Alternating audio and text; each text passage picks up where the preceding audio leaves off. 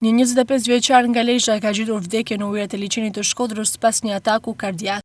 Elvis Jaku, student i fizkulturës në Universitetin Luigjë Gurakuqi, ka qenë së bashku me studentët e tjerë në një orë stërvitje me kajak dhe varka, kur ka pësuar atakun kardiak. Sapo ka patur kontakt me ujin duke humbur kështu edhe jetën.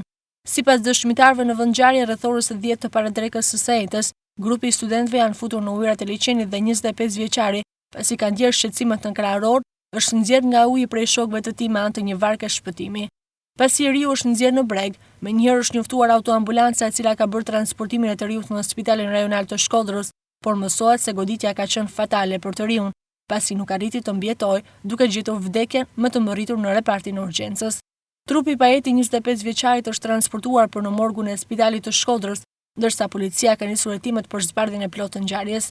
Ky është rasti i parë i mbytjes në ujërat e liçenit të Shkodrës për këtë sezon veror.